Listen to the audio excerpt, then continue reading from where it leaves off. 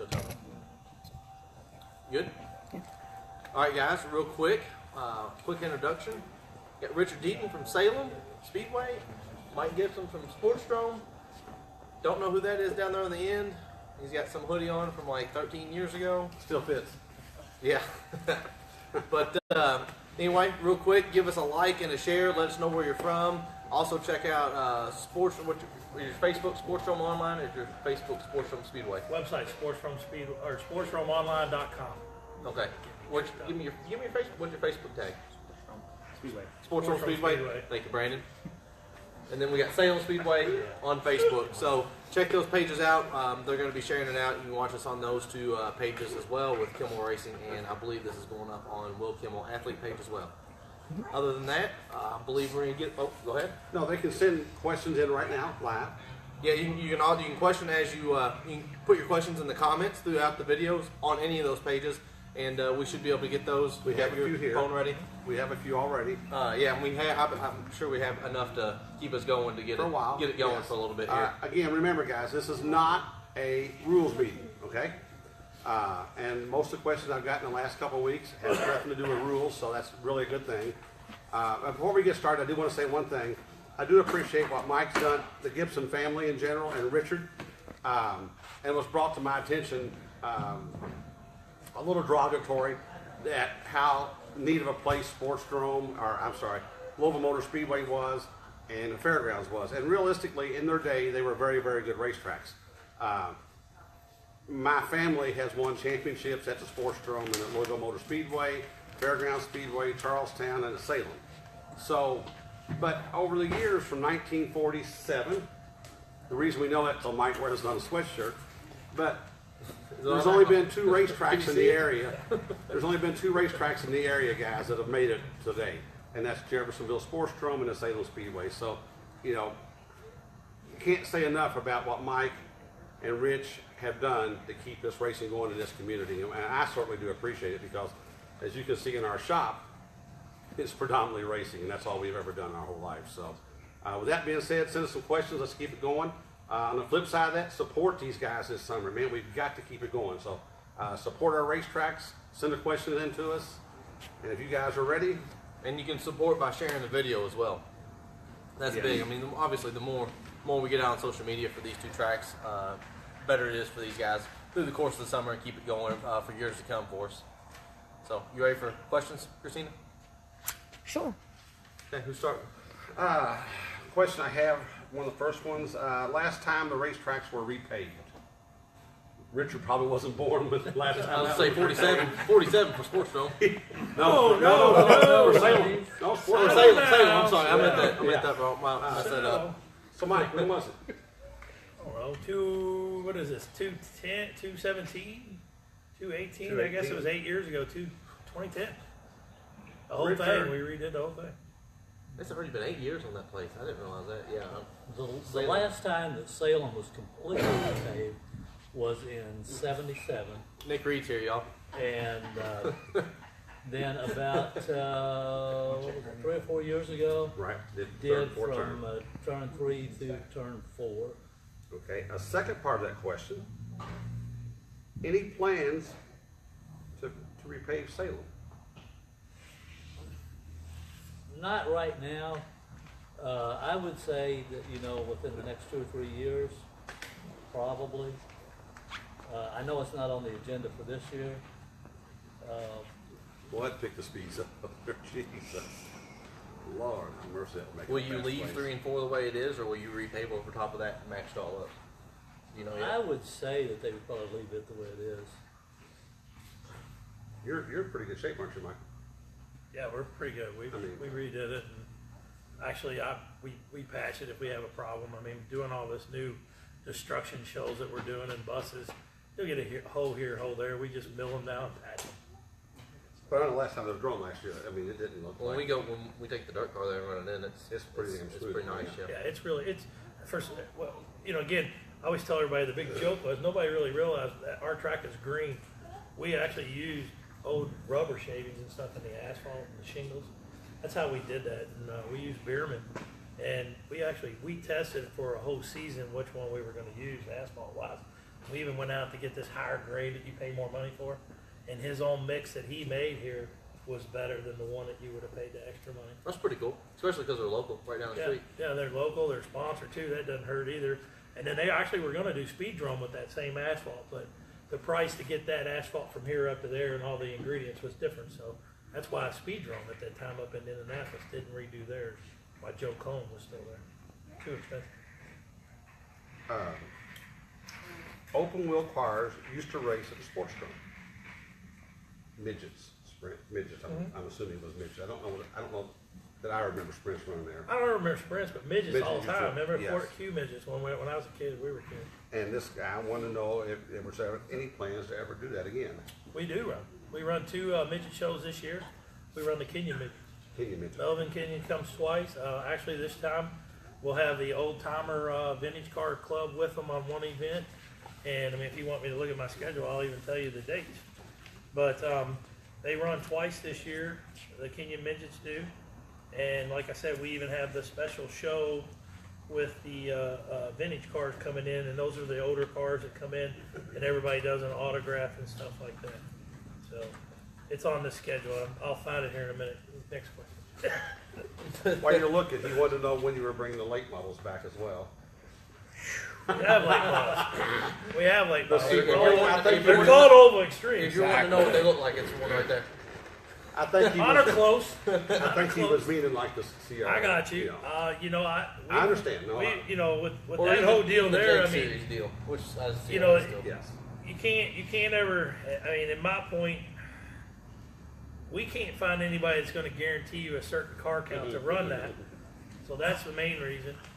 And I will be honest and not to pick on anything that I run now, but the races that cost me the most to run the last 2 years is my Mountain Dew 100 because of what I pay for that race versus the people that show up to watch that race.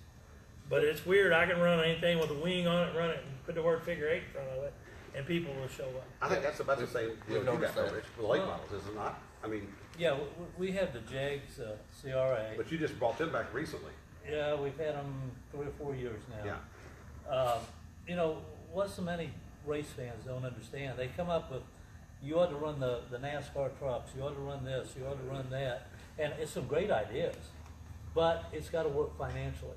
And that's the big problem, is that, you know, if you can't do it and make money, you know, You can't you do can't it. survive. Absolutely. And Yeah. so that's one of the big problems. Another guy here made a statement, strictly a statement. It goes back to what we talked about On earlier. that though, you do have trucks coming to Salem this year though. We do have trucks, we have big rig trucks, Oh. yeah. They're allowed to end up at Sportsdrome, but they are The coming to good Salem. news, the good news is I won't be able to be at that show because I've got something going on. So time they leave turn 3 or 1, they liable to end up at Jeffersonville. So It's hang going on. to be interesting. Yeah, Yeah. no doubt. Do they race with trailers behind them? No, That'd make it even more fun. So when is that race, Rich? that's July 14th. And that's the big rig, that's a semi Right. race. is that Actually, correct? Fast has a semi truck that's going to be in that race. Oh, I can hardly wait for that then. Yeah, and they're I know that's expecting going. 18 to 20 trucks. It should be a good truck count. Not mine. Mine's in my pocket. Oh, it's Mine's in my low. lap. It's gone. Other guy, strictly a statement, he said he just wanted to thank both of you guys for keep racing on in our area when other tracks have failed. So that's just strictly a Appreciate statement. that. Yep. Favorite race at your track, Rich? Last one You of know, the season. I think Always the first and the last.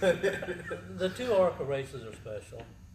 Of course, I grew up in the era when the sprint cars and USAC was big at Salem, so the Joe James Pat O'Connor's another special race. But those 3 probably stand out for me as my favorite races of the year. Same question, Mike. Oh, for us, I would go with.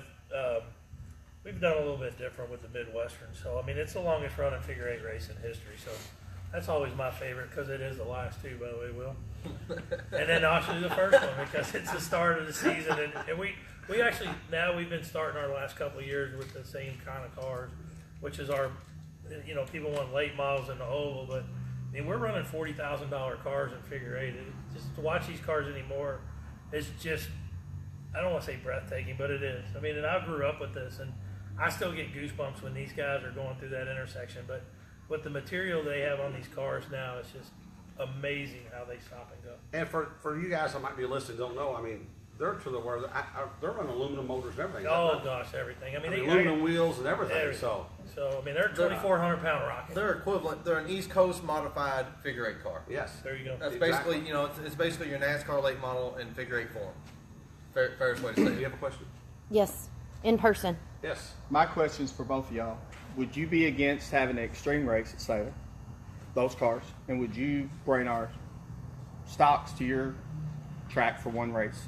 Somewhere maybe late in the year before the Halloween race, if you could get enough car count, enough commitment. I think getting the street stocks to Sportsdrome's a given.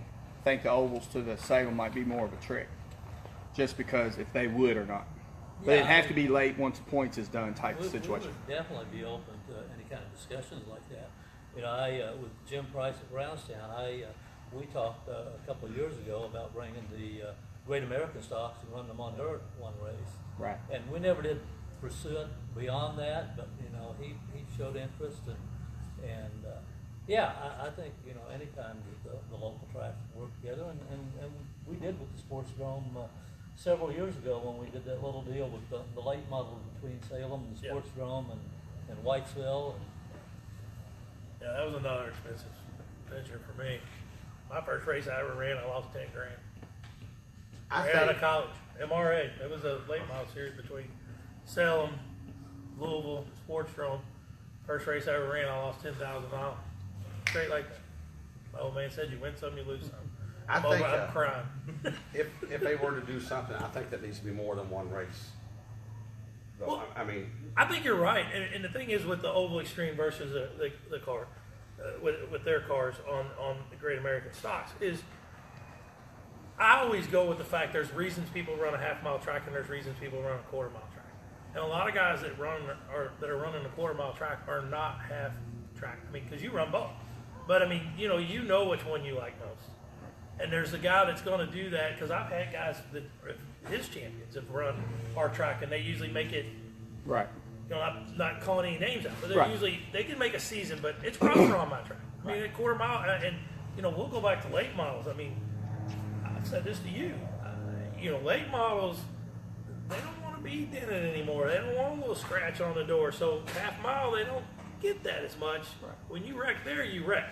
Right. At the Sportsdrome, though, you can get wrecked out and break something and miss the rest of the race. Where they just don't like the roughness of the quarter mile track. But I think it would be great. I mean, I don't know if, how many Oval Extreme cars would be interested in going up. That would just be a question you'd have to ask everybody. But I did a race, Richard. I took the last time we did anything. We actually ran a small track, and we took our extremes up there, point related and everything.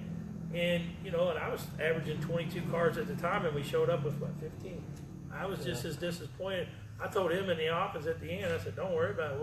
We're done with that." Right. What we had going together as a business situation.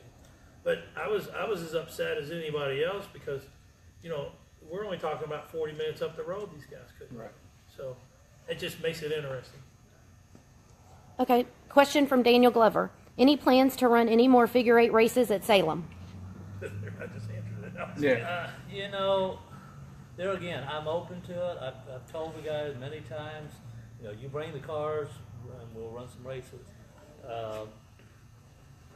2 or 3 times I've agreed. They show up with 6, 7 cars and you just can't run them. And that's the front wheel drive. If we could get the car count, I would still like to use it. We've got the track and I would like to use it at times too during the season. I think the best class from the Groma to run Salem is the Gromers. I hate to say it, but I mean, that Gromer class is badass you got over there, Mike. It is. What are you talking about, little track or big track? Big track. Because they're big track now. Big track. They can probably run big I track. do. I think they are. I think that Gromer class is. I think the Droma class is going to be closer to what the Halloween 200 car started out as. I do too. I think the Dromer class is absolutely an excellent class over there. But at the same time, to answer Nick's thing here, you got to be careful because we hurt each other. I mean, I It's don't have gotta to be tell you, good for all. I don't have to tell It's you gotta all work that. for I mean, Well, I don't know if everybody realizes, but Richard and I talk probably 6-8 times a year. During the winter more, because I don't want to run against Richard. no. And I honestly believe that he's the same way. I mean, I get Salem scheduled before anybody else usually does, because he'll send it, and I'll send him mine, but mine's usually in ink, and his is pretty and typed out, but mine's still by hand, crayon sometimes. But you know, I just, because if we can stay off of big races of each other, it just helps both of us Absolutely. and you all the races. Yeah, I think people look at us as competitors, but I don't really see it that way at all. And you know, the relationship with Mike's been really good. And as I say, it's got to work for everybody. If I see a big crowd at his track, it makes me happy, because it makes me think Absolutely. racing's healthy. You know, I don't sit up there and think, we had a bad crowd. I hope Mike had a bad crowd. I don't look at it that way. I always ask, wonder how he did. Yeah. We actually called this year. We had one of those Yeah. nights, and we both don't know what happened, and we both didn't have people. And I can't remember which one called which, but we were saying, I was like, phew, I was wondering too. I didn't know. Oh, yeah. I was like walking myself to the bridge that week. Another question here. Your most memorable race of all since you've been there? Oh, wow. Well, that's a good one. I don't know if I can answer that very quick. That one time PJ Jones won, Fernella Jones won. Sorry, Rich. Bob's white. I don't know. I may answer that a little later. I got to think about that. No, Michael, think about it. Yeah, you got to think about it. That's a good question. Right? That's Yeah, a pretty it interesting is. question. I mean, what decade are we talking about? I'm old now. I know. I've been there my whole life. But as I was reading the question, I'm thinking, man, wow. I mean, they used to run a 500 lap race at Sportsdrome. I don't know if people don't remember that. I mean, I know they don't remember that. Wow. They used to run 500 lap race at Sportsdrome years ago. I mean, I'm Well, you know, and I always say this. I mean, I'll say this, and you were a part of that group. I've been there since I was a kid. So my favorite racing, and even though I like figure eight racing, I'll still say this. My favorite racing is those years when fairgrounds closed and we ran the late model. Because that was when racing was at its peak and late model racing was affordable. And I mean, I was the gonna say it beauty of almost it had to be with like Mike Youth and Glotzback Oh. and Dad and Gardner. everybody. With And, Joe I mean, over there, that Metters, was no drag racing. you know, Pike. I mean, Metters. Larry was you had there. the greens, because I mean, you ran Friday, Saturday, Sunday. You didn't run once a month. You ran 3 days in a weekend. You'd wreck somewhere on Friday. You were working till 6 in the morning and climbing in the truck at 9, driving somewhere else to race that night. So and Larry Moore. Every time he sees me, he reminds me of the time They beat he you come all in by there. 2 laps. He come in there with a damn dope P1 Camaro. He said, "You remember that night?" Because he's the age now where he wants to tell you all about his racing. Remember that night I come to Sportsdrome? Shut up, Larry. Yes, I don't remember. Were you there? Yeah, he had completely embarrassed us that Yeah. Stroll's 100 that night. yeah, that was our biggest. I mean, if you want to like one of my biggest races, that would be one of my biggest moments that I can remember. Not just that one Stroh's 100 because of that, but I always tell that story. But my favorite race was our old Stroh's 100 because we were starting 24, 28 cars every show, and that was some of the best 100 lap racing you'd see.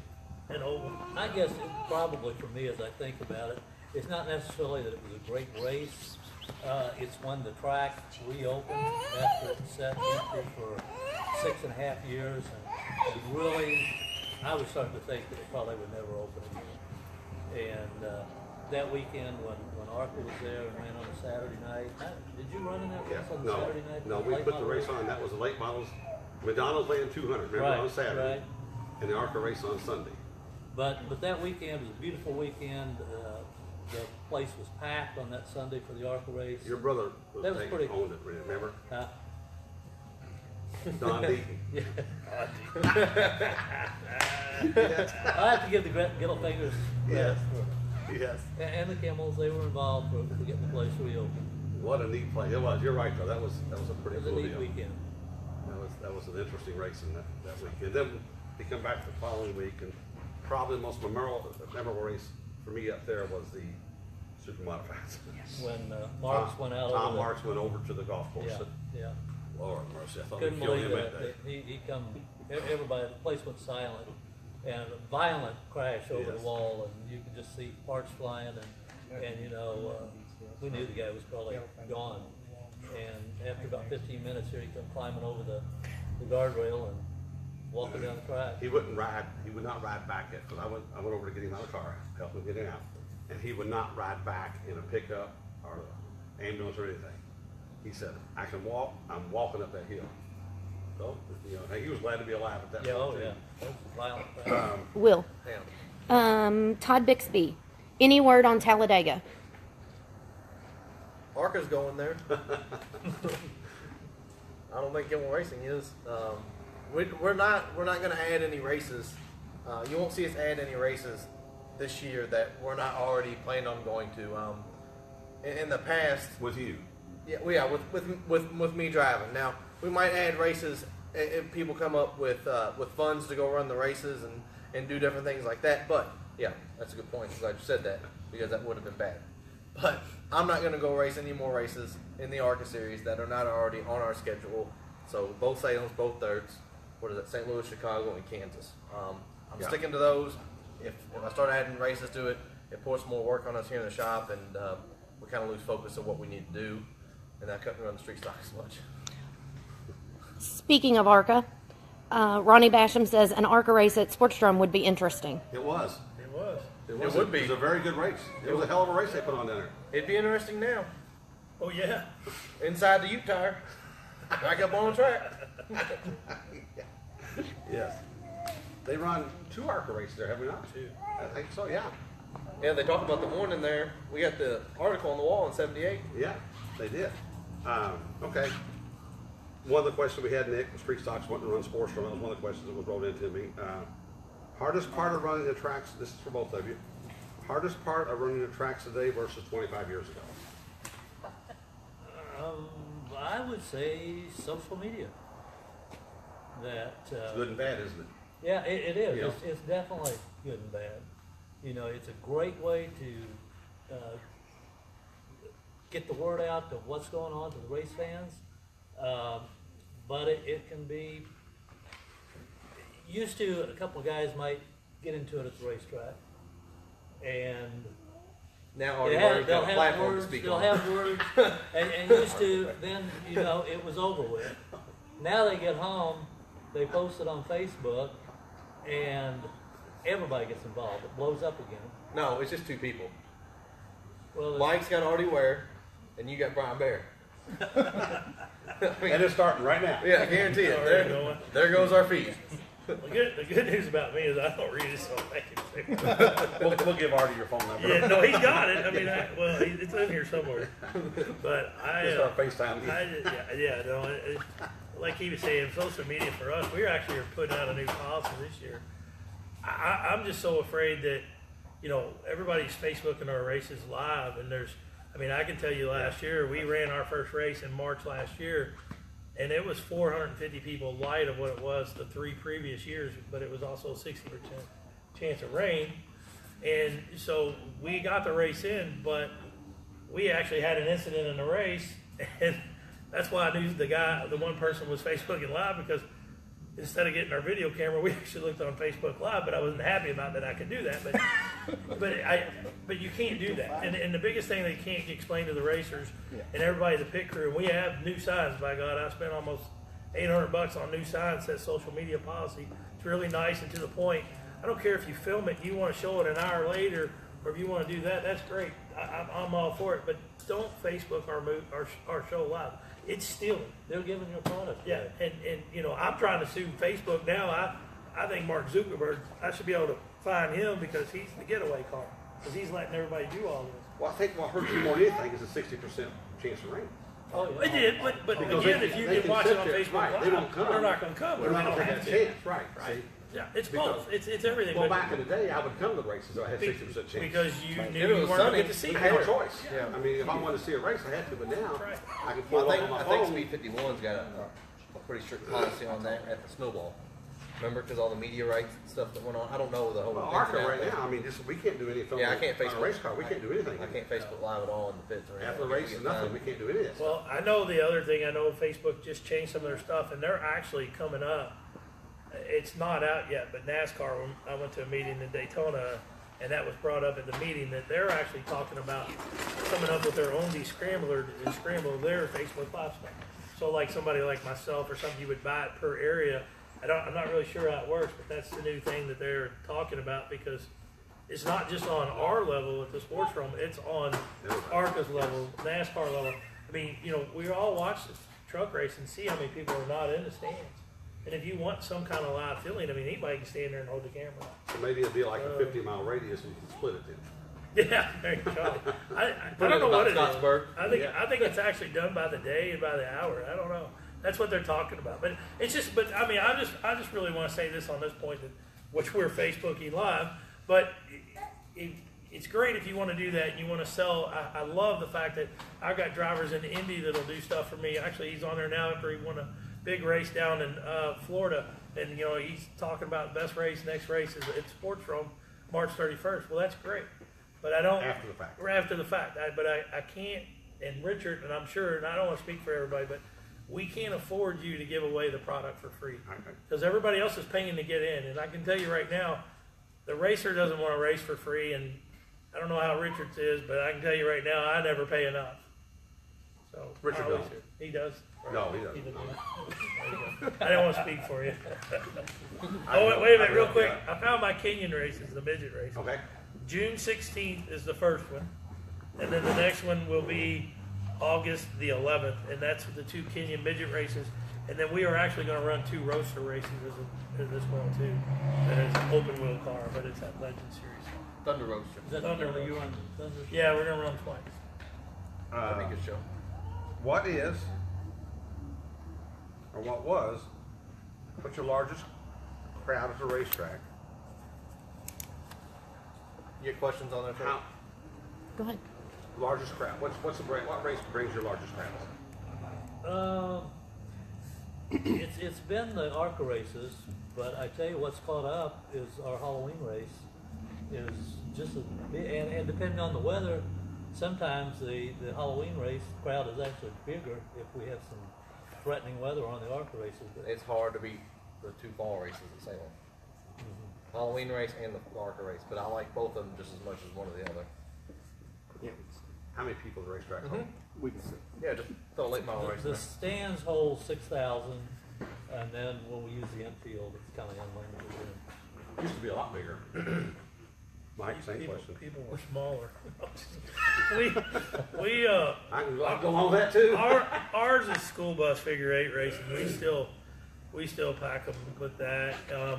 You know, we run different shows with it to kind of feature what we do on the other classes. So I usually kind of shuffle my guys around and let them run one so people can see them. But ours is school bus figure 8 racing. We do have a new Smash Crash-O-Rama, which was pretty good last year. But you know, that is our biggest race, and it has been. You know, the days back when the late models are telling you, I mean, you know, you would average almost 2,800 people to 3,200 people.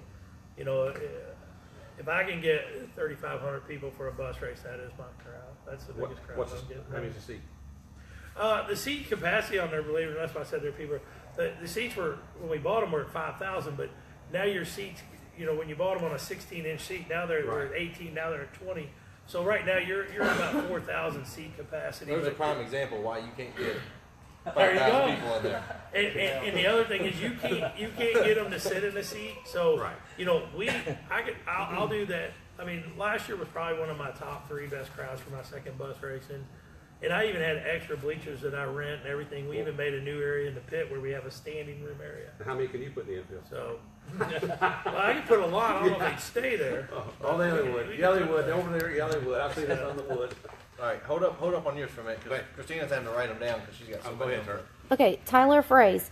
I heard back when they ran late models at Sportsdrome, they would clean the track and lay something down in the corners for grip.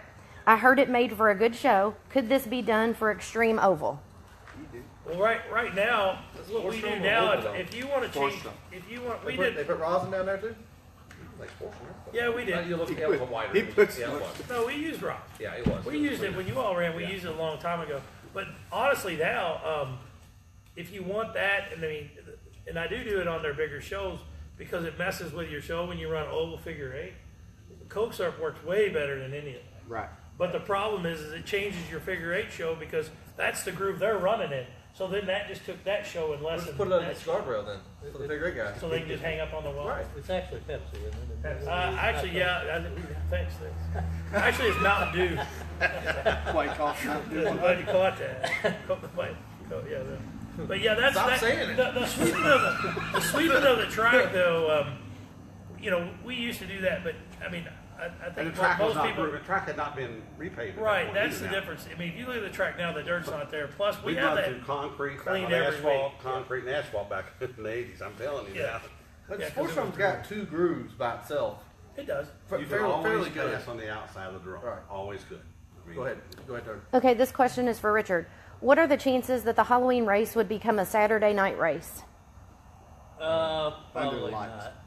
One thing is the time of the year. It can be, you know, it can be cool that time of the year. That's one of the reasons that actually we used to start at 1 o'clock on Sunday. The last which is couple of years usually- it's ended at night.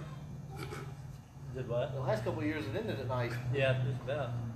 But no, it's a tradition. Sunday afternoon, you know. It's hard to Probably beat. gonna stay there. Hard to beat the fall afternoon with the leaves on the Yeah. backstretch and all that kind of stuff for that race.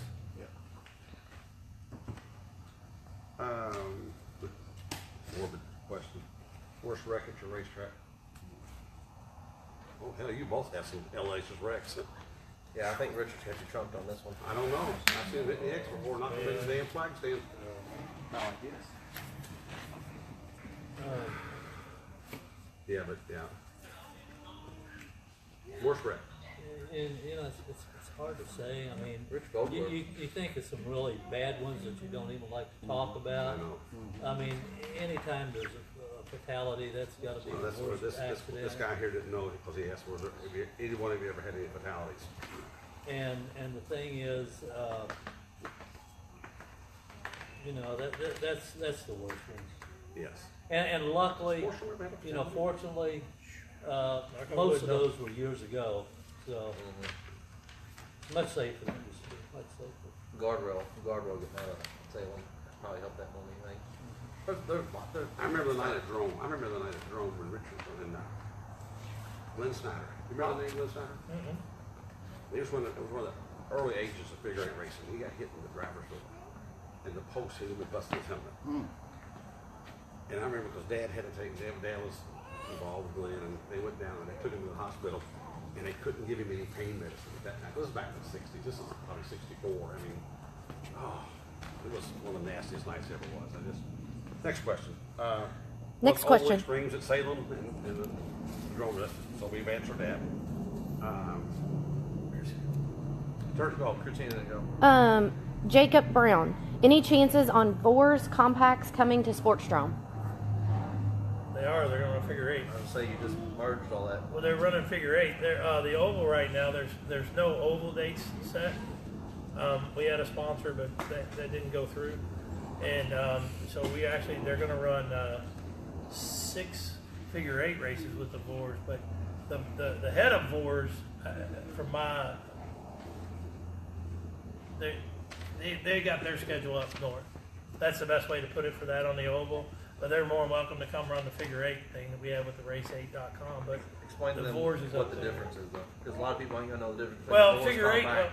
Well, the difference between, I mean, really is dollars and cents, in my opinion. I It's mean, more of a race car front wheel drive. right. It is a race. I mean, it's a $6,000 car where I'm trying to have an 18-second class where you can do an $800 car. So that's the biggest difference. And then when you get into the figure eight, you know, it's the same thing. It's a more expensive car, faster, and then the leases, you know, cost less. Question You got a lot for of questions still? You got a lot of them left? Okay. I didn't know how many was gathered up there because I think Dad's on the first page. okay, Richard. When is Salem going to dig up that short track and plant grass and let everyone enjoy the infield again?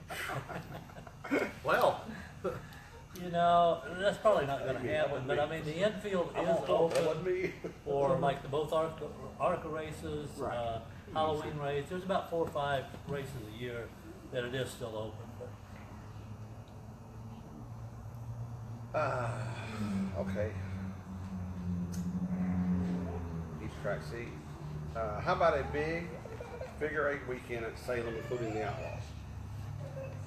We've kind of answered that, where you talked about Definitely that. open to it if you can get the cars and get the crowd. Salem, how many big rigs are you expecting in July? They're telling me that last year they had 18 to 20 at their races. How many laps? They run heat races, and let me make this clear. It is a track lease, so the Bandit Big Rig Series are the ones that's putting it on. So I don't know all the details. I know they run heat races, they qualify. I think it's a 25 lap feature, I believe. She was at like 300 when they got this big fuel tank. Local drivers, anybody local? Not that I know of. Okay. Are they running anything else with it? That was just a track festival. I don't think they're not planning on it, no. Skid steers. Backhoes. I think they have a truck show, they spread it out and make a day out of it. They actually run pretty quick. From what I understand, them trucks make anywhere from 1,000 to 1,200 horsepower locomotive. So I do know they get it pretty good for what they are. There won't be an airplane to be able to take off that whole night. The airport will be shut down that night. I talked to the promoter of Madison, Wisconsin Speedway, and he said, I've never cleaned up so much oil. He said, when one goes, they... Well, yeah, I mean, a diesel hose, I mean, those truck motors are going to hold as much as one of our dry It's like sumps. in a school bus. I mean, yeah. Yeah. They hold as much of the dry It's a sump funnel, stuff, man. but I mean, it's yeah. all right there on the pan. Yeah. How about school bus racing at Salem? So that was just a little bit of a ding dong question. Okay. How important? Good question.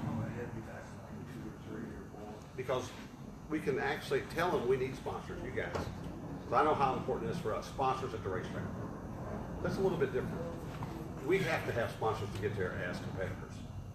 How important it is for the track to have sponsors? For us, it's the lifeblood. I mean, we couldn't run 2 ARCA races without sponsors. And we've had some long-time loyal sponsors. I don't want to mention any names because I don't care if they're a $500 sponsor or a $20,000 sponsor. They're all important.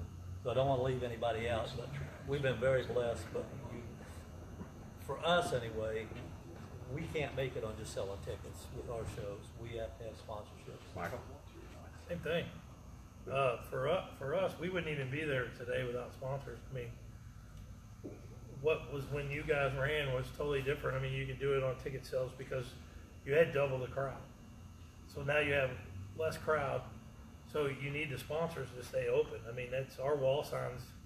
We've got 20 of them, and they're full. And thank God they're full. But if you didn't have sponsors for us, I mean, and I'll be honest, I have a series here, the Jake's Outlaw series that we're running, and we're running where they can win a $7,000 chassis by a T8 chassis, and I wouldn't be able to do that series without the sponsor.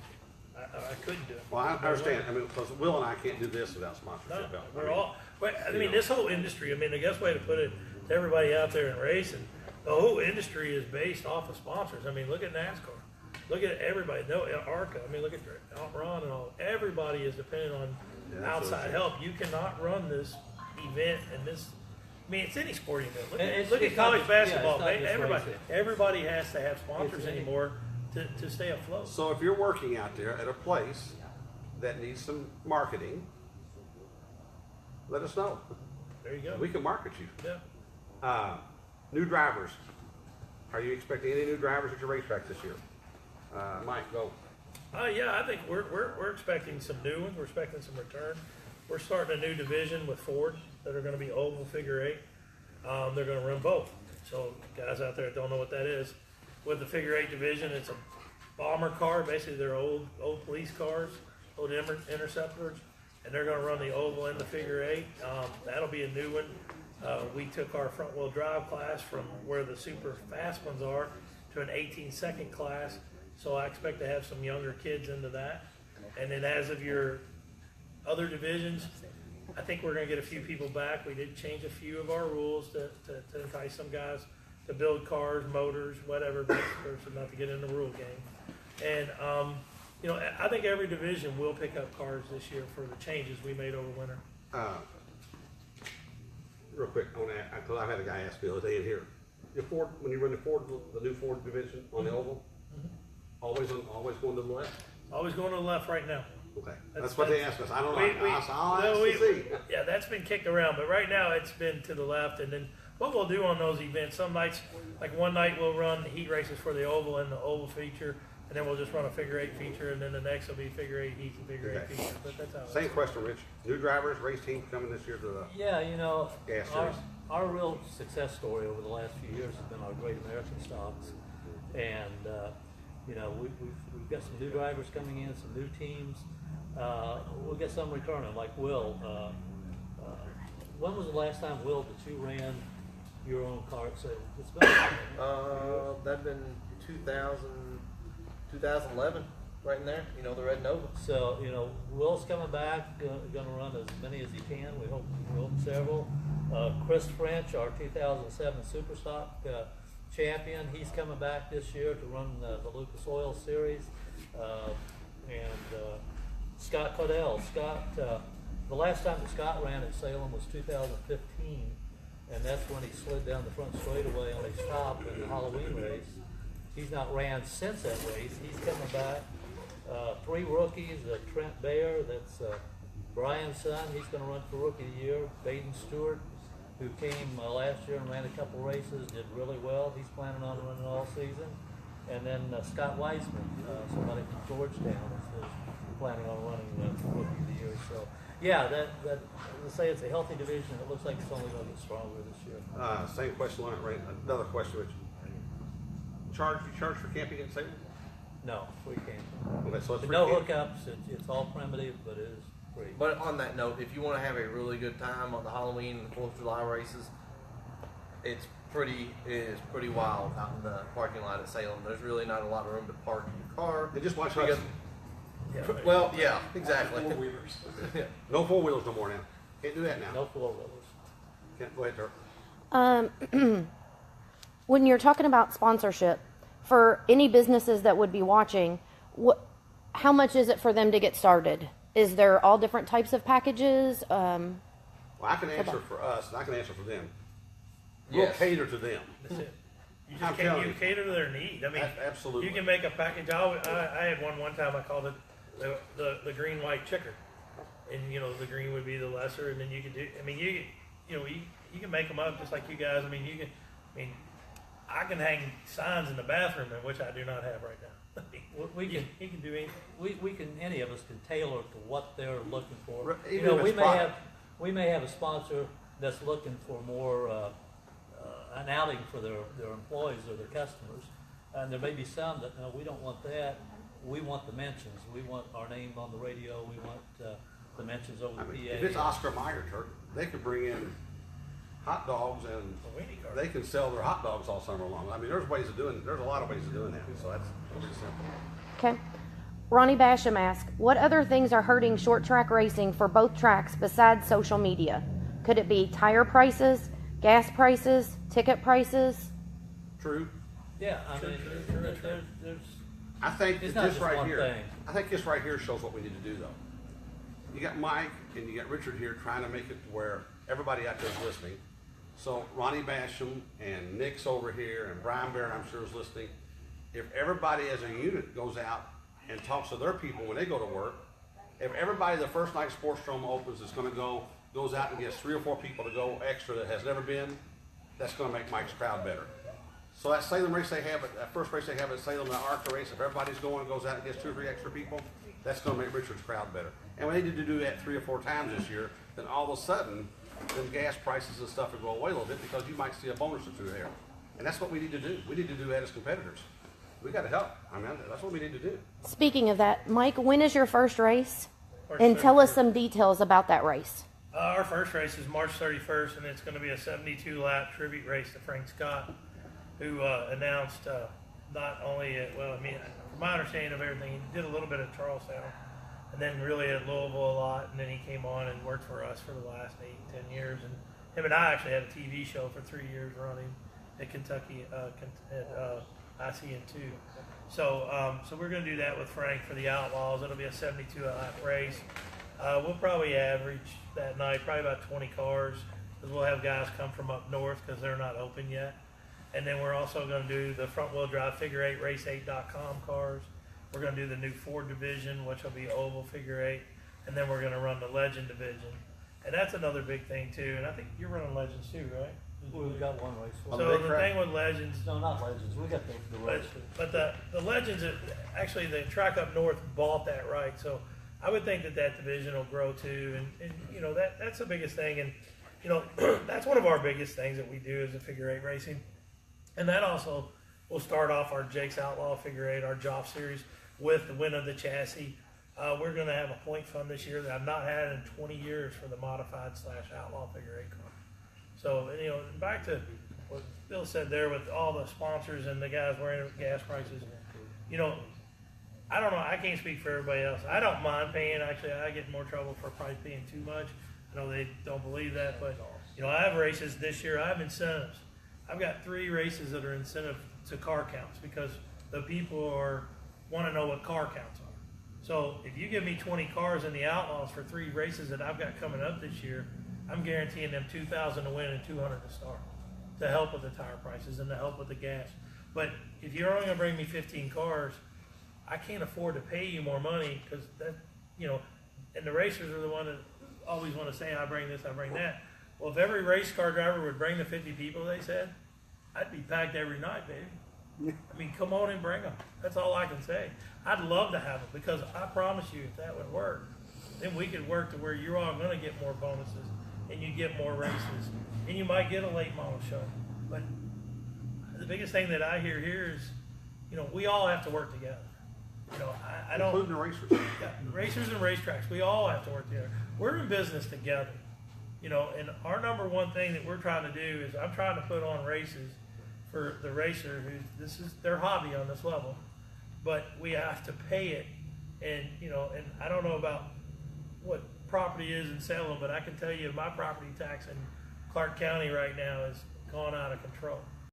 I paid 10 times what I paid when he used to race in property tax alone. And that is our biggest thing that we every night have to worry about, how we're going to pay that every year. Same question, Richard. When is your first race, and what are the details of that? First race is April. It's a weekend, ARCA weekend. Kentucky and Ford dealers ARCA 200. It's April 21st, 22nd. We have the ARCA Racing Series. We have our Lucas Oil Great American Stocks. Be the first race for them in 2018. Practice qualify on Saturday, race on Sunday. Okay. Practice and qualify the Great American Stocks Saturday as well, right? Mm-hmm. A couple of people have asked, and I think they're tuning in late, about trying to run at Sportsdrome and Salem. You know, if you all want to just say what you said before, that you're all open to that. Yes, they're open to that, and they're going to talk about that. If they get more money, more people in the stands, yes. Bring a committed amount of Yeah, cars. I think honestly the biggest thing is, I mean, the people, you need the commitment from the drivers that, you know, somehow, like I said, I took a show up there and I was averaging 20, 22 cars at my track and I could only bring 15 and it was a point race for I me. don't think we had that many. Did we not have 15? It I was thought a few less than Okay. that. So, you know, and there you go. I mean, even if it was less than that, I mean, that, and it's, believe me, I was just as disappointed as, I mean, we were both disappointed. Yeah, we really thought that might be the start of an annual deal of bringing one of his races But up. wasn't that we didn't try it. I hope we can get on something like that, you know, to where one class goes on one track and seeing the Oval Extreme guys go up to Salem, that'd be pretty neat. This is a cool question. I'm not going to say current, NASCAR drivers that have run at your racetracks. Huh. You know, I'm going to say this. I'm going to say famous drivers that have run at your all's racetracks. Because Mike probably doesn't have many NASCAR drivers, but he's had some badass race drivers in the past that's run there. You probably don't even know about. Well, I would know, you know, I mean, you got, well, one would be Larry, you had Charlie Glossback.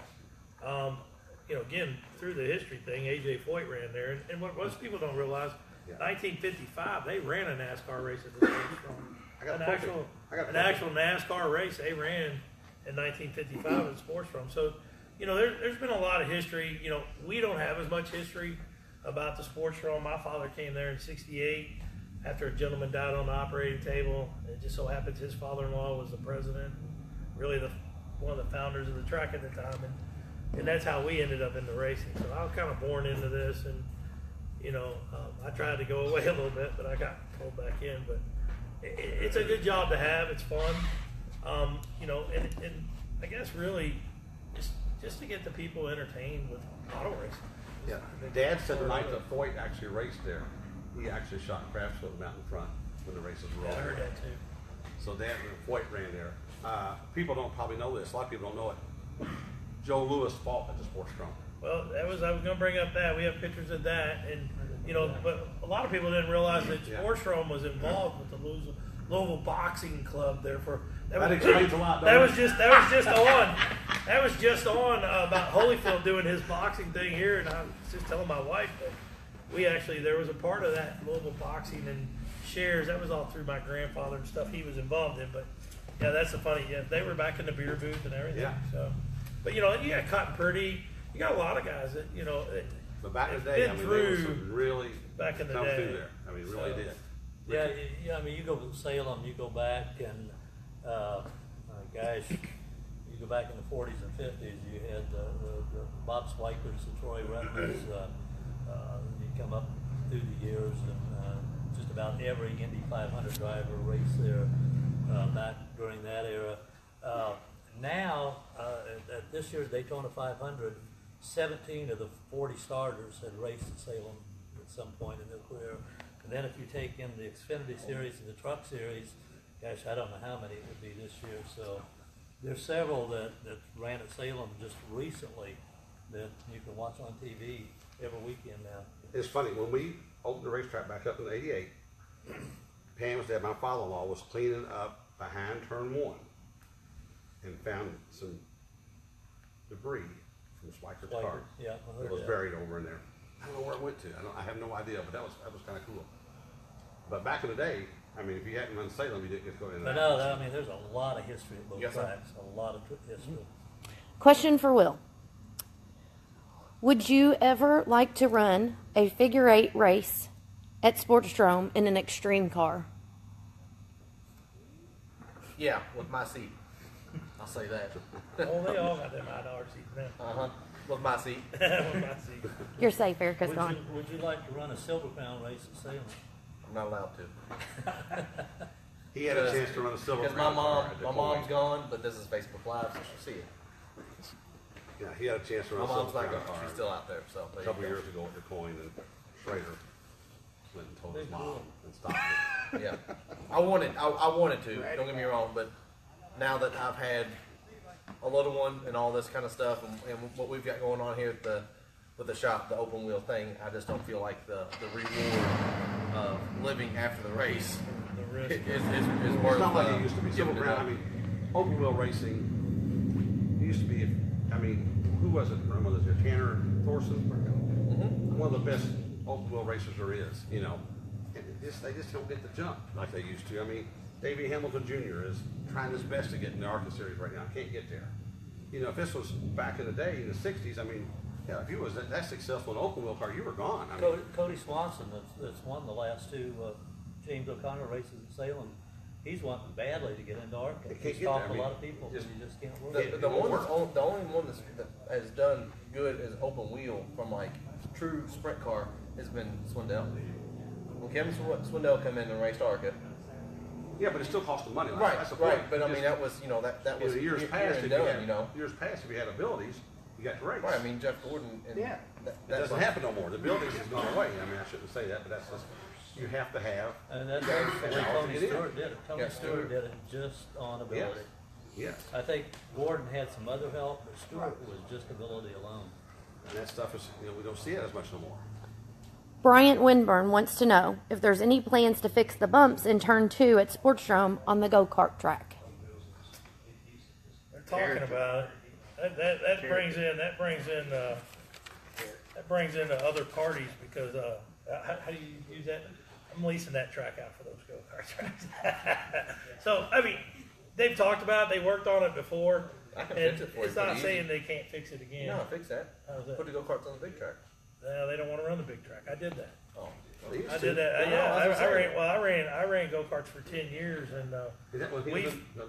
yeah, when Mini you ran the cups. mini cups, yeah, so Yeah, we Fall City did Cup. that, but, they want to run the littler track. They want that tightness of it, so, I can just say this, I know they've talked about it, but I can't say we're fixing it at this point. Okay. I would never get me start running figure You eight. just change the springs on the go-karts. Yeah. That'd be fun, that's different Open. occasions. Yeah, cage carts in the figure eight. Yeah. Get it back on track quick. No Right. cage carts. It's like Winchester. Okay. Yeah, What responsibilities could racers take to help keep tracks and racing going on here locally? Negative comments on Facebook or social media in general. That's a big one. I agree with that. Bring neighbors to the racetrack. Right. And that's true too. I mean, instead of coming with you and your wife or your family, bring your next door neighbor. But don't leave your family at home. I think that's what we have to do. I mean, we got to keep bringing people to the racetrack.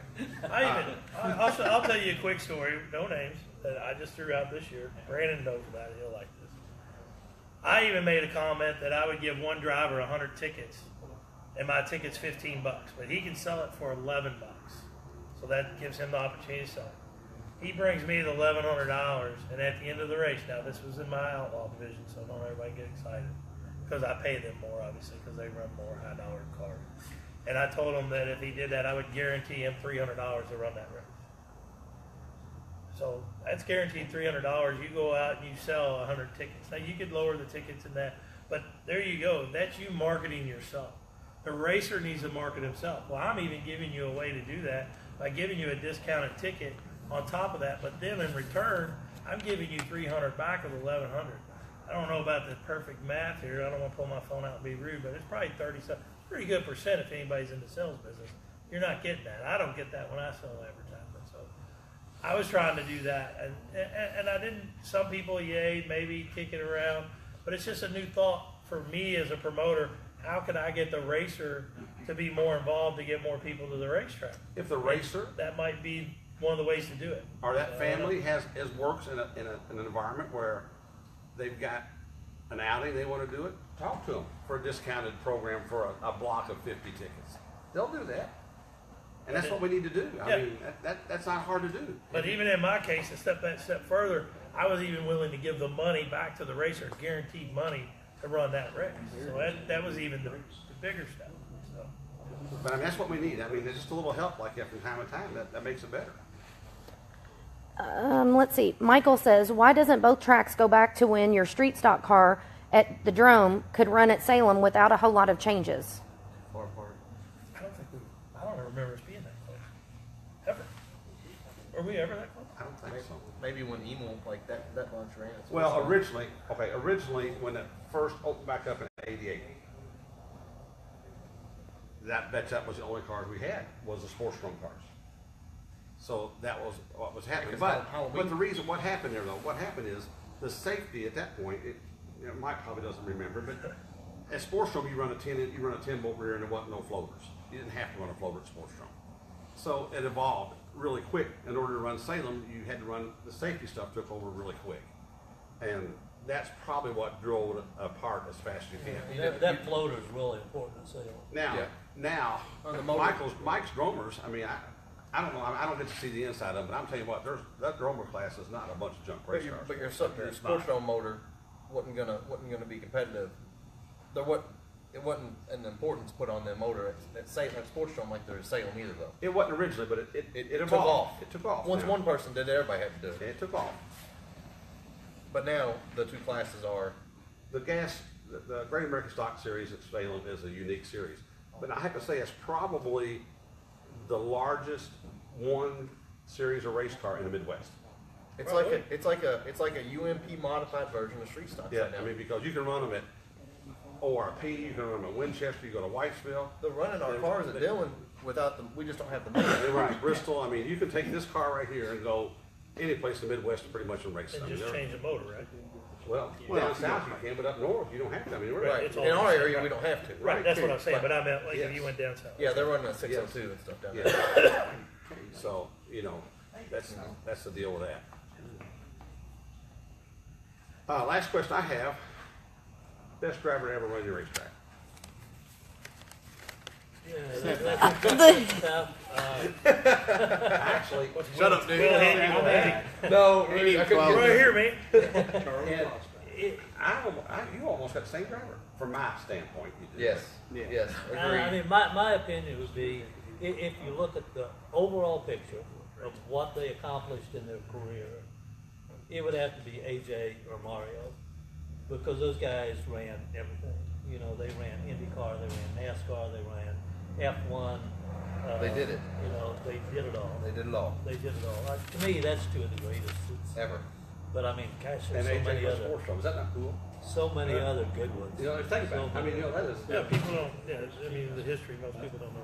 But AJ Ford was on Sportsdrome as well. He was right there. You know. Yeah, I fully Would you agree like to know with who that. was in that NASCAR race? Mike Drone? There's, Greg had a list at one time, like some of them, not all of them, but it showed Frank? that, but it was, Frank. but Mike had that, because that's who ended up told me.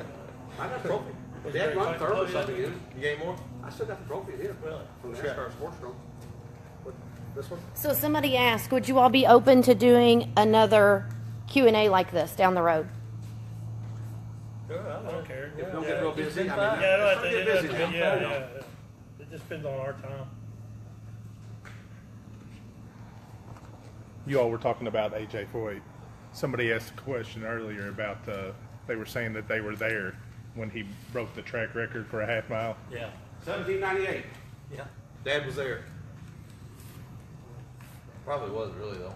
That might have been in the 60s, I would assume. So, it's- yeah. He just went to get the trophy. Is that not cool? There you go.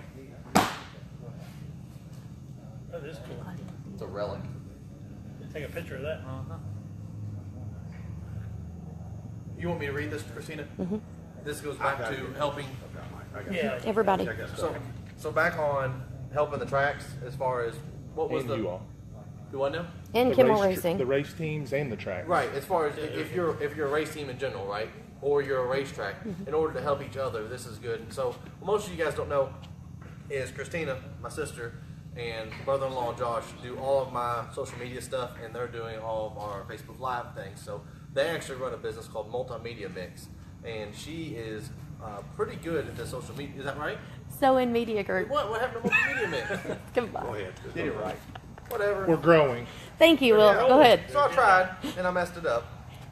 But anyway, so you share your post whenever you see them from Sportsdrome or Salem. Share the post, and then anytime you put a picture of your race car up or you're talking about anything to do with your racing, obviously you want to tag Sportsdrome, tag Salem, and anybody that's around there, because that just puts your post out further across different feeds. And then obviously you want to follow any of the social media channels that Sportsdrome or Salem or any of the tracks, Brownstown for that matter, have to spread the word even further, because the further out we get that kind of stuff and the more people see your car, sponsors, and everything else, more likely they are to come to the racetrack. Is that what you're going with this? It's Okay. going to help both. It's going to help when the racer shares the track stuff. Absolutely. The track is going to do the same thing for the racer. I mean, Right. And most- Invite your most- neighbors and friends and to like them. And most of your sponsors are going to have some type of a Facebook page that you tag in. You know, you see me tag Fast Fuel System a lot, and I use their hashtag and tag them just about anything I do anymore. So I think that's good. Very cool. Made in Brooklyn, New York. So we're good. Thank you guys for tuning in. Thank We certainly appreciate the support, and we'll give you plenty of time when we do this stuff again. Okay? Thank you much. March 31st for Mike, Yep. March, April 20th and 21st. Salem. I know that because I'm not running that weekend.